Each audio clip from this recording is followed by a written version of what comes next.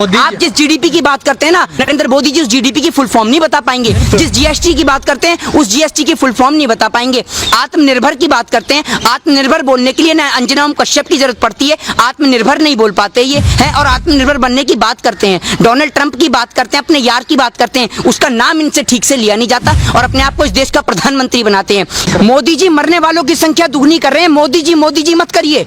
मोदी जी आपका झोला पैक कर दूंगा मैं। आपने बहुत इस देश की जनता को मूर्ख बना लिया। आप मोदी जी करके आप इस देश के मजदूरों को खा गए, किसान को खा गए। आपका पेट अभी भी नहीं भरा, आपका पेट अभी भी खाली है। इस देश की पूरी जनता को खाने में लगे हुए हैं। मोदी जी आप भी मोदी जी कर रहे हैं। आप दलाली खाते हैं क्या मोदी जी की?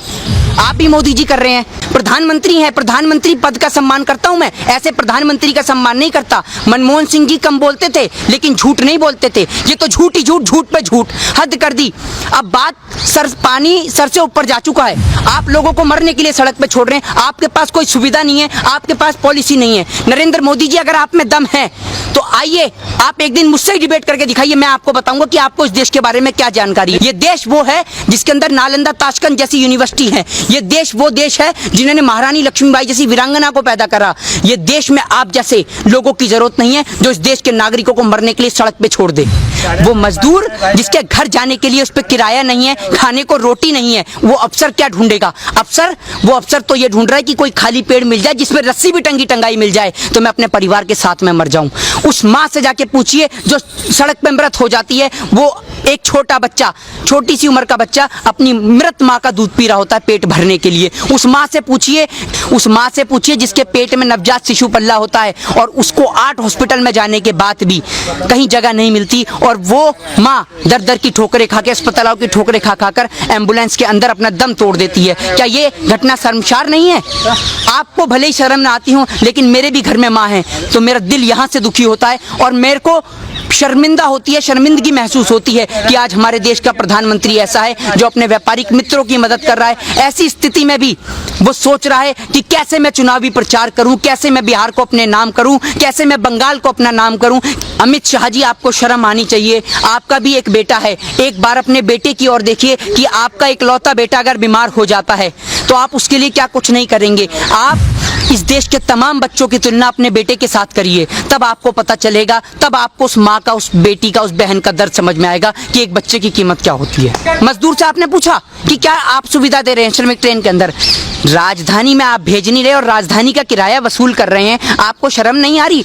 कितनी और दलाली खाएंगे? इस देश के चौथे स्तंभ को पूरा तो जंग लगा चुके हैं, कारण इस देश का चौथा स्तंभ गिर भी जाएगा और हम लोग जिंदा हैं इस देश के चौथे स्तंभ को बचाने के लिए। हम ऐसे लोगों का कदापि साथ नहीं देंगे और तमाम लोगों से मेरा निवेदन है, जिन माँओं ने, जिन बहनों ने, जिन बेटियों ने अपने घर परिवार के सदस्यों को खोया है, उनको पता है कि दुख दर्द क्या होता है। और अब आपको और हमें, आप क्या सोच रहे हैं कश्मीर के अंदर कश्मीरी पंडित किस तरीके से मारे जा रहे हैं? आप इस हिंदुओं का वोट का सिर्फ इस्तेमाल करेंगे वोट बैंक के लिए? अब इस देश का हिंदू भी जाग चुका है, मुस्लिम भी जाग चुका है, सिख भी जाग चुका है, ईसाई भी जाग चुका है। प्रधानमंत्री जी ऑनलाइन सुविधा करते हैं कि आप इस पे कॉल कीजिए और भारतीय जनता पार्टी की सदस्यता लीजिए। तो प्रधानमंत्री जी एक नंबर जारी कर सकते थे कि पूरे देश में कहीं भी मेरे भारतवर्ष का कोई भी मजदूर परेशान है, किसी भी जाति धर्म को मानने वाला, वो इस नंबर पे कॉल करे, उसके लिए खाना और राशन पहुंचाया जाएगा। प्रधानमंत्री ये कर सकते थे। प्रधानमंत्री ये कर सकते थे कि दिल्ली के तमाम बॉर्डरों से लेकर यूपी, लखनऊ, वाराणसी, कानपुर, केरल, कर्नाटक, पश्चिम बंगाल, हरियाणा,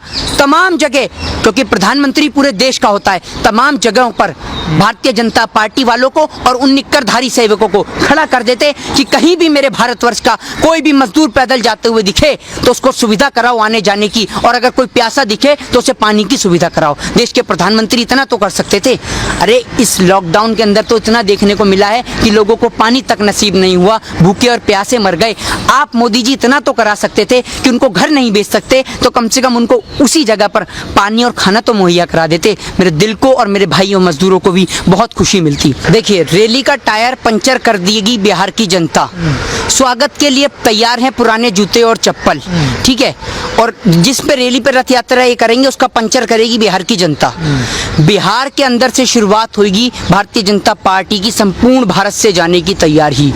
मोदी जी का झोला पैक हो चुका है और उस झोले को एयरपोर्ट तक मोदी जी जाना चाहेंगे फ्लाइट से तो फ्लाइट से, ट्रेन से जाना चाहेंगे तो ट्रेन से, और अगर मोदी जी पैदल जाना चाहेंगे तो पैदल। इस देश की जनता मोदी जी के झोले को पहुंचाने की तैयारी कर रही है जिस तरीके से। और मैं आपको बताऊं सबसे बेहतर हैं योगी आदित्यनाथ जी, जो कहते हैं कोरोना खत्म खत्म खत्म।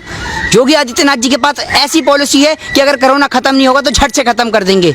वो क्या पॉलिसी है? वो पॉलिसी ये है कि भारत का नाम बदल के न्यूजीलैंड कर देंगे। खत्म, अंधभक्त खुश कि भैया कोरोना खत्म, क्योंकि नाम ही बदल गया।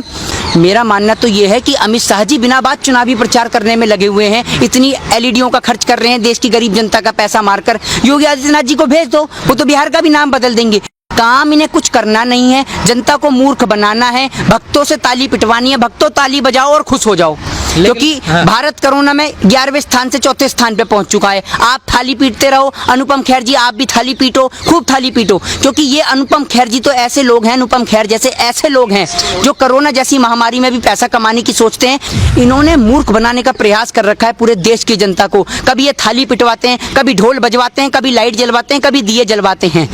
दिवाली के समय पर या और जो तमाम आपने देखा कि त्योहार बेकार हुए, उन पे तो उन्होंने दिए नहीं जलवाए नरेंद्र मोदी जी ने। दिवाली पे आप कहते हैं कि बम मत फोड़िए, हैं, होली पे कहते हैं पानी मत फेरिए, है ना, और हर त्योहार पर शराब पी के मनाए इंसान। आप और तो और छोड़िए, महामारी के समय में भी कोरोना ने, आप शराब पीजिए, ना त्योहार पे आप बम फोड़िए, ना दिवाली पे बम जलाइए, ना होली पे पानी बिखेरिए। हर त्योहार पे महामारी पे सिर्फ शराब पीजिए।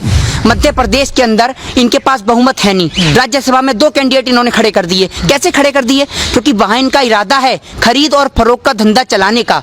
ये पुराने बाजीगर हैं, धंधा करने वाले लोग हैं। ये जो गरीब देश की जनता, जो किसान खून पसीने की कमाई से पैसा कमाता है ना, उस किसान से जाके पूछिए जो पूरे दिन अपना पसीना बहाता है, तब उसका बेटा, आपको पता है जब किसान के फोन पे मैसेज आता है तो उसका पिता उससे कहता है कि बेटा फोन पे मैसेज आया, जाकर देख।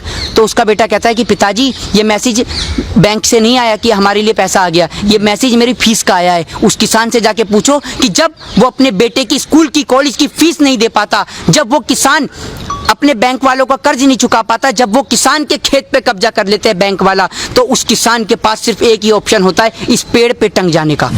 और आप एक बात बताइए कि अगर यही सुविधा, जब एक किसान सड़क पे मरता है, जब एक मजदूर सड़क पे मरता है, तो उसको एम्बुलेंस की सुविधा कराई जाती है उसकी डेड बॉडी को उठाने के लिए। अगर यही सुविधा उसको घर पहुंचाने के लिए कर दी जाए तो शायद इस देश का मजदूर कभी ना मरे।